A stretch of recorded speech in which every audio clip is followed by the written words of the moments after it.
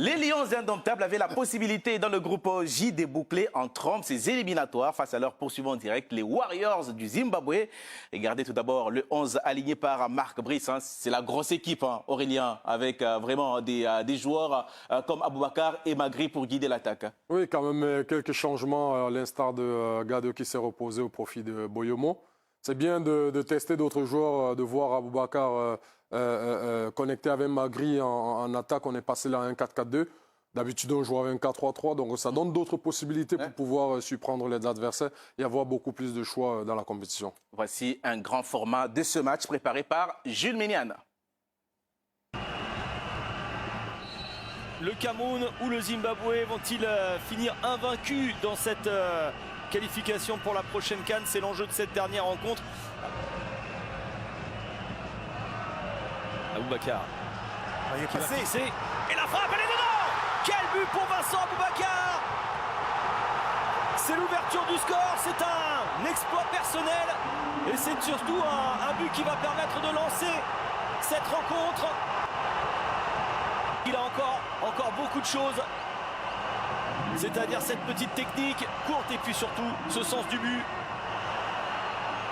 Aboubakar! Bassogog avec Nkoudou. Elles s'entendent bien ces deux-là. La fixation de Nkoudou, il va frapper et c'est dedans. Le crochet est parfait, Georges-Kévin Nkoudou qui vient marquer déjà le deuxième but. Et le beau travail de Bassogog, hein, c'est lui qui renverse pour Georges-Kévin Nkoudou.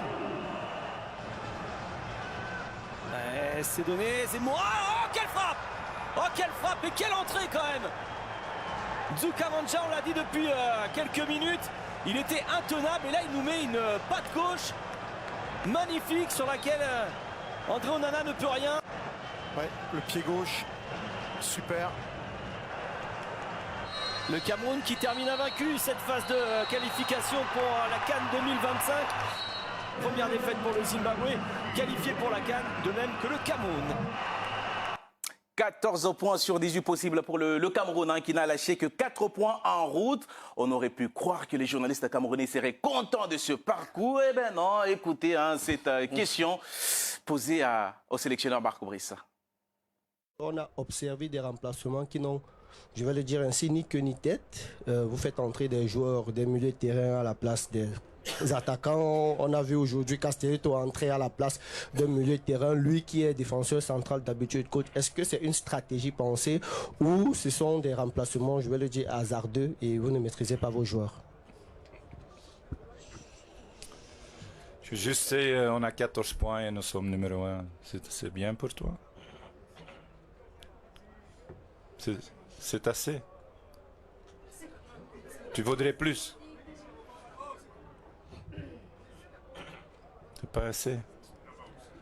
On n'a pas mérité 14 points. Et tu penses qu'un joueur, il peut jouer seulement une position? Non? Tu penses ça? Je mets aucun que je ne sois pas sur l'entraînement qu'il est capable de faire. Hein? C'est pas par hasard. Hein? Peut-être des autres gens font ça par hasard, mais c'est bien pensé de ça.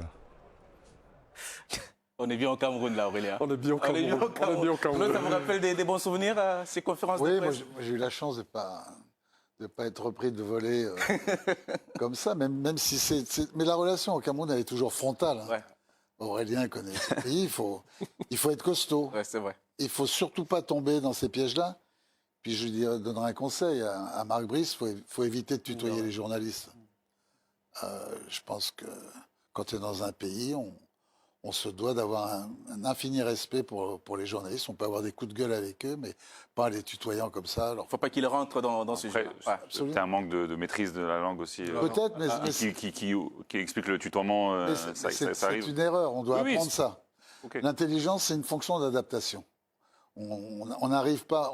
Quand on arrive dans les pays, en Afrique ou en Asie ou partout, moi j'ai travaillé dans le monde, ou en Italie, en Angleterre, on arrive avec sa compétence, ses connaissances, c'est pour ça qu'on nous fait venir, mais avec l'infini respect du pays dans lequel on n'est pas on ne va pas devenir un Camerounais parce qu'on travaille au Cameroun, parce qu'on adore ce pays et tout.